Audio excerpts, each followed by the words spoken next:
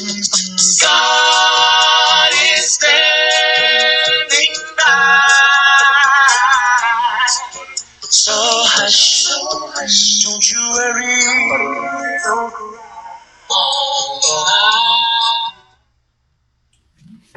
Hello and welcome back to our series of studies in the book of Proverbs. My name is Melvin Otey, and in our last lesson we made a basic introduction to the book of Proverbs and also made a few observations about wisdom literature in general.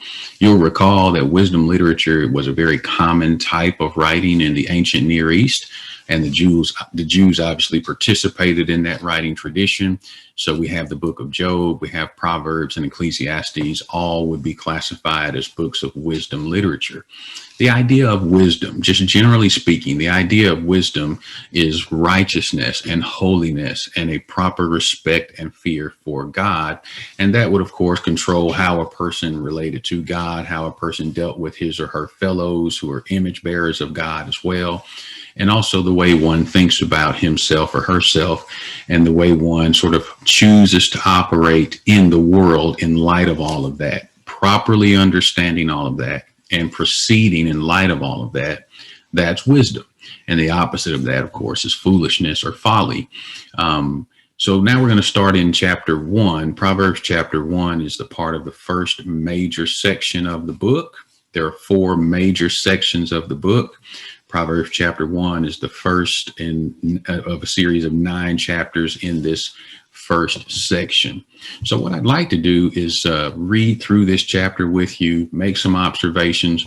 Let me just first show you how I break the chapter up. I have in my mind at least some basic structure to the chapter. Other people could see it a different way. There's no magic to this, but I do believe that what I propose here is a faithful representation of how the thoughts in the chapter are organized. So first we have in chapter 1, verses 1 through 6, discussion about the importance of wisdom. Then we have the inception of wisdom, or the beginning or the source of wisdom. That's from verses 7 through 19. And then the latter part, verses 20 through 33, deal with an invitation to wisdom. So let's go ahead and read verses 1 through 6 together and then make some observations about it. Chapter 1, verse 1. The Proverbs of Solomon, the son of David, king of Israel, to know wisdom and instruction, to discern the words of understanding, to receive instruction in wise dealing, in righteousness and justice and equity, to give prudence to the simple, to the young man knowledge and discretion, that the wise man may hear and increase in learning, and that the man of understanding may attain unto sound counsels, to understand a proverb and a figure, the words of the wise and their dark sayings. So verse 1 gives us an introduction to this section. Now, I mentioned this before, but these proverbs were not written out with the intention of having them all strung together in a book like this. They were given as situations arose or as occasions warranted. Solomon would say things, or he would teach things, or he would do things, and those things are being recorded. And at different points in time, apparently people sort of collected those things. And as the collections came together, we have the book of Proverbs. So the introduction to the book, verse 1, is really more of an introduction to this section. And now it serves as an introduction to the book, but it basically says the Proverbs of Solomon, son of David, king of Israel. And as we mentioned in the last class, there are several places in the book where it indicates that Solomon is writing, or someone else is the source. And so that's the reason I say this is not, the way it was originally penned probably wasn't as an introduction to the book as a whole, an introduction to this part of the book, this collection, this first section. But anyhow, Solomon is the source, okay, clearly stated. Solomon, king of Israel, son of David. That's a very specific individual. Now, the purpose, at least for these first several chapters, listen to what he says is his purpose. He wants to impart for people wisdom and instruction, understanding and righteousness and justice. He wants people to have discretion. Now, all these terms are roughly synonymous. They're just talking about wisdom. He wants people to understand who God is and how they're supposed to operate in the world in light of who God is, as they deal with their fellows, as they see and deal with themselves. This is what he wants people to know and understand. And he says, who should be able to benefit from these things? Well, he mentions the simple ones or foolish people, and he mentions the young. So there's people who are foolish, who obviously don't understand how they're supposed to function in the world, and they need instruction. And those people may be young or old. You don't have to be a young person to be foolish. There are old fools in the world too, and they need to be taught. So he gives this instruction for people who are foolish. But he does specify, though, that this is for young people. Why young people? Well, young people haven't lived as long, and so by virtue of not having lived as long, they just haven't had quite as much experience as some others. And so he's trying to give people the information they need to make good and right decisions as they go along in life. One of the interesting things about this first section of the book is that Solomon uses the phrase, my son, repeatedly throughout at least the first 7 chapters, but certainly this characterizes the way he presents things in this first section, my son. Solomon had 700 wives and 300 girlfriends, 300 concubines, lesser wives. So the likelihood is he had a great many sons. But he may not have been writing only to his biological sons. He may well have been writing to young men who were under his influence, his tutelage. He was a teacher. And if you think about it, Israel had, influential people in society, influential men, and their sons would have been considered, princes among the people, using that term generally. Princes among the people. And Solomon just may well be thinking about young men who had the capacity to be leaders in Israel, and he's trying to teach them and train them how they should proceed in order to do that, in order to maximize the ability that God has given them. So he's talking to foolish people. He's also talking to young people. And then he specifically says, though, he's also talking to the wise and the man of understanding. So, even if a person is a fairly wise person, they can still learn. They can still grow. Solomon is a man imbued with wisdom by God. So even a person who is lived a long life and is roundly recognized as being a wise person can still learn from Solomon, can still learn from the book of Proverbs. So this tells me it doesn't matter where we are in life. It doesn't matter if we've made a tremendous amount of mistakes in our life. It doesn't matter if we don't understand, sort of how things are supposed to work. So in that respect, we're simple. It doesn't matter if we're young, say we're a teenager or we're in our early 20s and, we still haven't quite figured life out yet and we're learning as we go. Well, listen, you may be very smart, but experience and wisdom can be a great blessing to you. And even if we're older, we're leaders in the church or we run some company somewhere. Well, you can still learn a lot from the book of Proverbs because these sayings are written, they're preserved for our benefit. That's the importance of wisdom. Now, the inception of wisdom, that is the source of wisdom, where wisdom comes from. Let's take a look at these verses 7 through 19, and I'll look at them. We'll take a couple at a time here. Look at verse 7 beginning. The fear of Jehovah is the beginning of knowledge, but the foolish despise wisdom and instruction. My son, hear the instruction of your father and forsake not the law of your mother, for they shall be a chaplet or a wreath of grace unto your head and chains or a necklace about your neck. So the basic motto or premise of this book, and certainly of this first section of the book, is that wisdom comes from God. Okay, that's the basic understanding of the wisdom literature, certainly in Israel. Wisdom comes from God.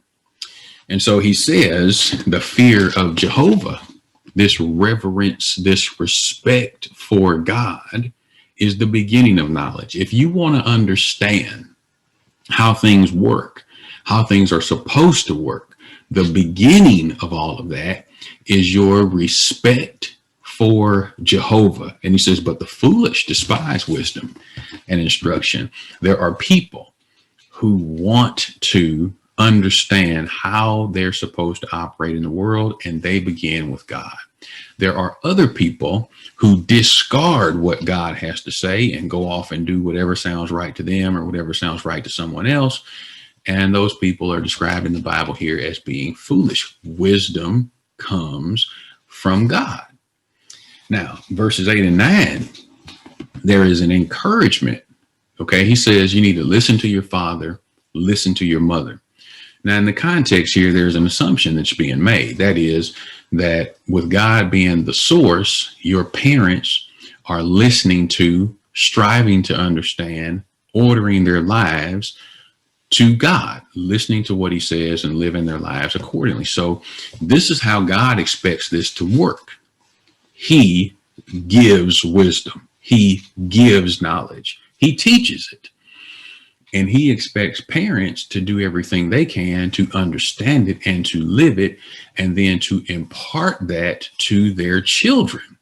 When they do this the way they're supposed to, this works really well. God gives it. He gives it to the parents. The parents get to live life and experience things, and then they bring their children up to know and understand that there are certain things you should do, certain things you shouldn't do. Listen, that can be dangerous. How do they know that? Well, because they've lived longer lives. Maybe they've experienced it. Maybe they've seen it. Son, this could be dangerous. Daughter, stay away from these kinds of situations here. Now, I know that sounds good. I know that kind of seems like it might work. It's not going to work. This is the way it ought to be done. Parents are supposed to impart this wisdom to their children. And what he says is children are supposed to listen. Okay, God gives it to the parents. Parents are supposed to give it to the children. Children are supposed to listen. Boy, if we do it that way, it works really well. Now, I know that sometimes we don't do it that way because the parents are not chasing after God. They're not pursuing wisdom. They're not ordering their lives the way they should. And so they teach their children and they show their children the opposite of the things they're supposed to. I know that happens. I know sometimes parents do their level best to teach their children, train their children, show them what a good and godly life looks like. And the children, of course, have a mind of their own, and sometimes they just refuse to listen. I know that happens, but this is the way it's supposed to work. And he says, it'll bless your life. It'll be a wreath about your head. It'll be a chain, a necklace around your neck. It'll bless you. It'll crown your life if you listen to the wisdom that God gives, and if you listen to the wisdom of godly parents. Of course, not everybody will listen. So he does give some warnings here. Interesting thing. God is trying to teach you. Parents are trying to teach you, but they're not the only people who might try to teach you. They're not the only people who might try to convince you to do things a certain way. Peer pressure is a real thing, and it's not something that's restricted to young people. Okay. Everybody is susceptible. Everybody is vulnerable to peer pressure at some points. And, you can be an 80-year-old person and still be vulnerable to peer pressure. And some peer pressure is good. If you surround yourself with people who are trying to live good and godly lives, and they see you doing something you shouldn't or not doing something you should, and they kind of lean on you a little bit, they encourage you, they pull your coattail, that's peer pressure, and that can be good. But a lot of times peer pressure is not good. And especially for young people, it's something to be really careful about, really mindful of. So let's take a look at these verses 10 through 19 and see the warning that he's given in this respect. My son, if sinners entice you, don't consent. If they say, come with us, let us lay wait for blood, let us lurk privily, privately, or secretly, for the innocent without cause, let us swallow them up alive as Sheol or the grave, and whole as those that go down into the pit. We shall find all precious substance. We shall fill our houses with spoil. You shall cast your lot among us. We will have one purse. My son, don't walk in the way with them. Refrain your foot from their path, for their feet run to evil, and they make haste to shed blood. For in vain is the net spread in the sight of any bird, and these lay wait for their own blood. They lurk privily, secretly or silently, for their own lives. So are the ways of everyone that is greedy of gain. It takes away the life of the owners thereof. Okay, what's his point? God is telling you to do it one way. Your parents are telling you to do it the same way God is telling you to do it. So you have God and your parents on one side. But, you know, as young people in particular, as they sort of get older, their peers have a tremendous amount of influence with them. They want to fit in. They want to be liked. They want to be accepted. And so then sometimes people are going to condition their liking you, their accepting you, you're being allowed to fit in. They're going to condition those things on you doing things you shouldn't. They will condition this on you being something that displeases God, dishonors your parents. And so the advice is, if sinners, ungodly people, people who want to do things they shouldn't do, want you to do things you shouldn't do, if they entice you, don't consent, don't agree. You know, sometimes people can make doing the wrong thing sound really good. Sometimes people can make sin sound really fun. But what they don't tell you is what the end result of all that's going to be. You know, oh, listen, this will be fine. You know, let's do this. It will be enjoyable. Okay, well, they don't tell you that that's going to lead you to a life of shame, that you're going to be led to a life of addiction, that you're going to spend 2 decades in prison, that you're going to have children out of wedlock. They don't tell you all that. They just, oh, this is going to be great. It's going to be, they entice you. And he's saying, you got to have enough sense. You got to have enough sense to resist that. You need to respect God enough.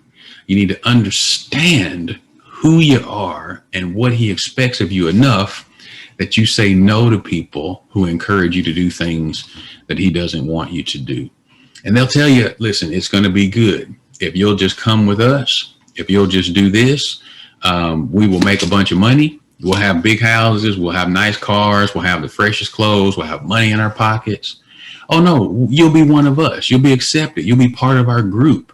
We'll have one purse. We'll be in this together. They just don't tell you. They don't tell you that all of that is them laying a trap for themselves. They are ruining their own lives, and all they're doing is inviting you to ruin yours with them. And so the advice here is no. Wisdom comes from God. Wisdom comes from godly parents. Wisdom doesn't come from people who seem to be cool, but who don't know God and don't respect his word. He says, if sinners entice you, do not consent. This is really important, I think, for young people. It matters for everybody, but it just is really important for young people to get their minds wrapped around this idea of whose opinion, whose understanding really matters. God, godly parents, and sinners. I don't need to worry with them. Don't go where they're going. Don't do what they're doing. Don't agree with them. That's his advice, because wisdom comes from God. All right. This latter part is an invitation to wisdom. I think this is really interesting.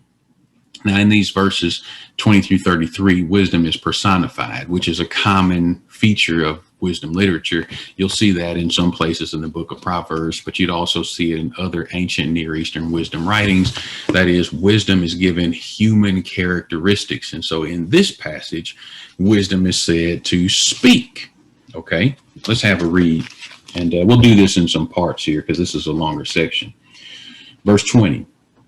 Wisdom cries aloud in the street. She utters her voice in the broad places. She cries in the chief place of concourse, that is a noisy area. At the entrance of the gates in the city, she utters her words.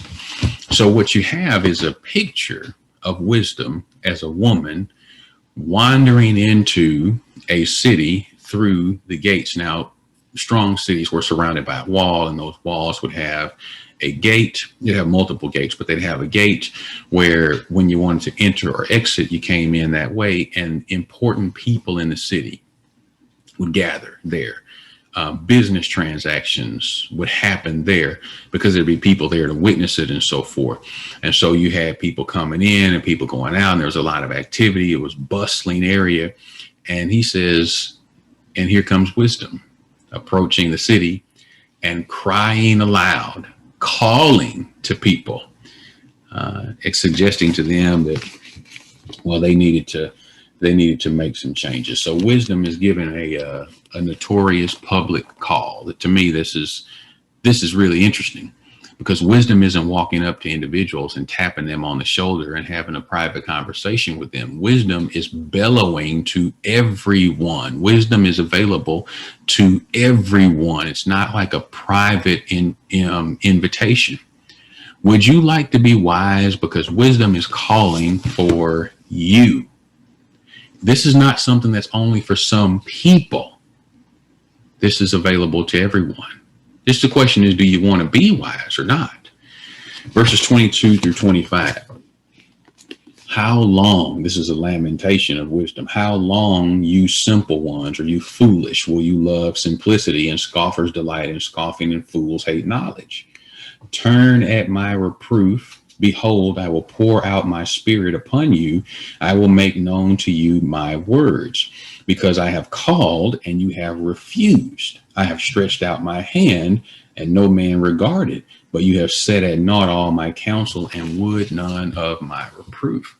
So the idea here is that wisdom is lamenting the fact that she is making herself available to all these people, and people by and large aren't interested, right?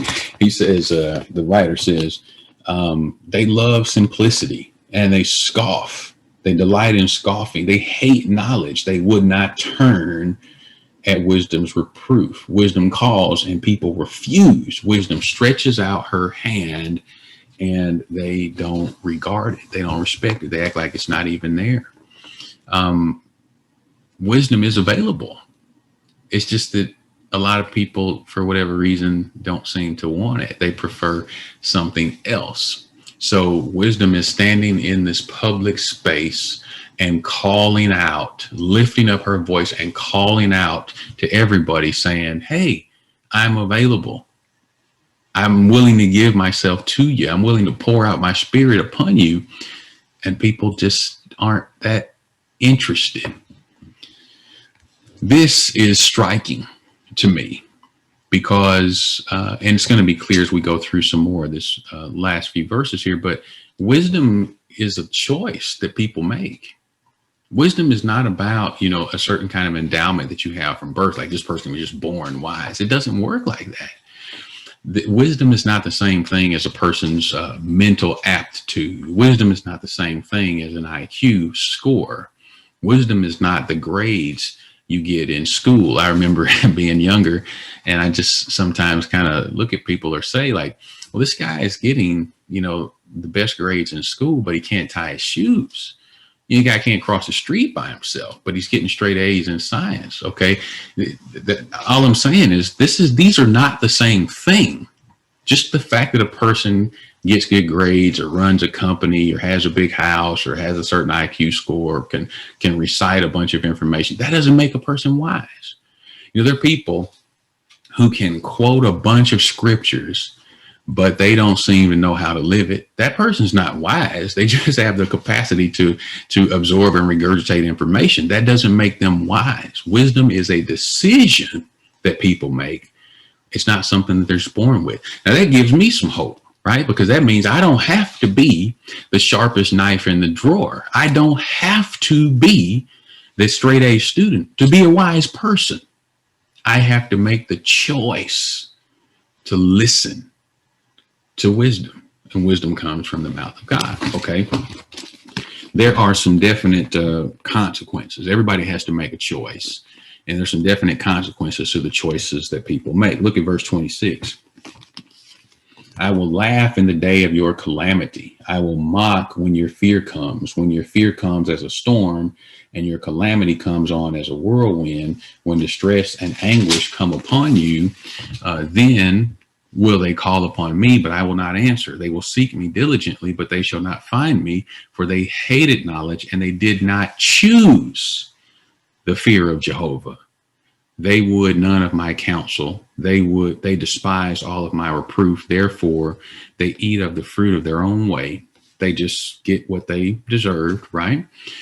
And be filled with their own devices. For the backsliding of the simple shall slay him, and the careless ease of fools shall destroy them. But whoso hearkens unto me shall dwell securely, and shall be quiet without fear of evil.